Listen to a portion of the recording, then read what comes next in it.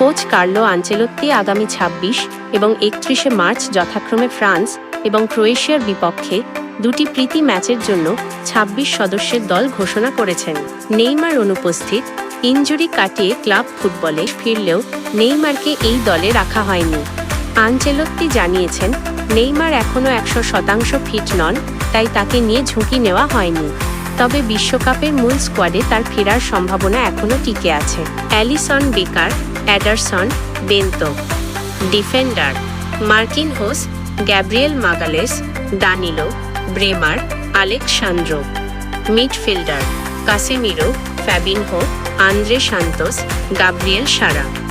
Forward: Vinicius Junior, Raphinha, Gabriel Martinelli, Endrick, Igor Thiago, Rayan. Injury update: Rodrygo, Bruno Guimaraes এবং এদের Militao ইনজুরির কারণে এই দলে জায়গা পাননি। আগামী ১৩ই জুন মরক্কোর বিপক্ষে ম্যাচ দিয়ে ব্রাজিলের বিশ্বকাপ মিশন শুরু হতে যাচ্ছে, তাই এই প্রীতি ম্যাচগুলোকে বিশ্বকাপের চূড়ান্ত প্রস্তুতির শেষ সুযোগ হিসেবে দেখা হচ্ছে।